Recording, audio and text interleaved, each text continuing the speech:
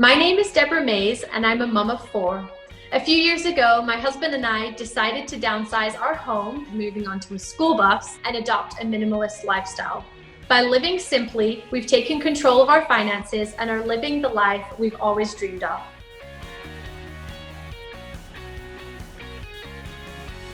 Gabriel and I got married in 2005. After I had Grayson, I actually stayed home full-time with the kids while Gabriel continued to work.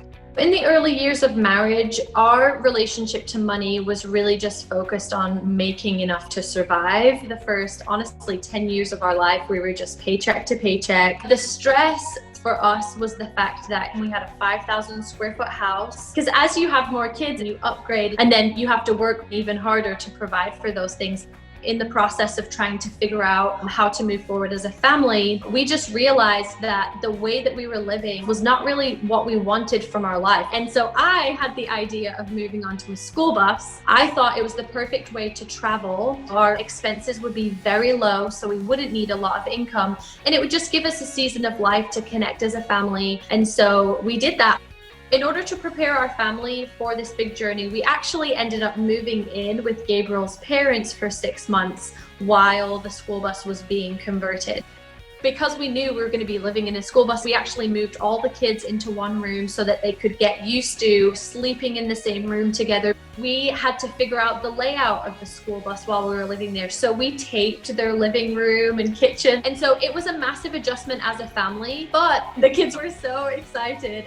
In that season, any money we made just went straight to the conversion. The total cost was $36,000 for everything.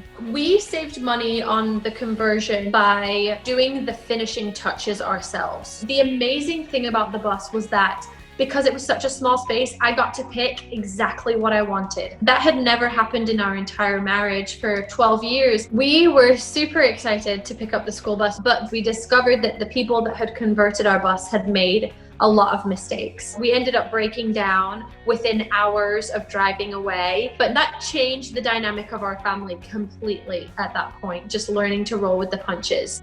When you move onto an RV, it's a massive learning curve. Essentially, you have a black and a gray tank underneath the bus, and that's where all the sewage goes. There's definitely times when it was raining out, and those moments were really difficult. Our bedroom was the one room all the way in the back, and it had a door on it, so we could close it and just hang out.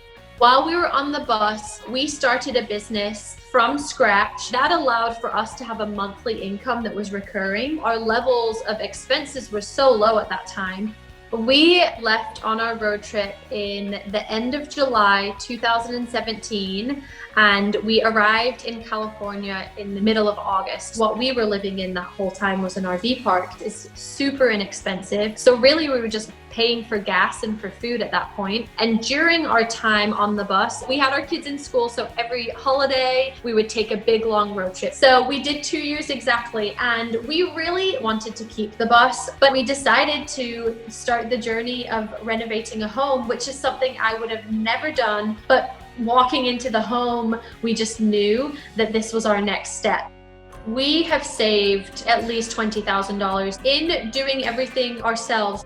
We hired people to do the electricity and plumbing, but we tore down a wall ourselves. We ended up doing our own kitchen cabinets. In total, we ended up spending close to $40,000 on the renovation. It was worth it to me to save money in certain areas or to budget so that I can have my home reflect exactly what I want it to look like. I feel like living on the bus empowered us to know that we could do more than we thought we could.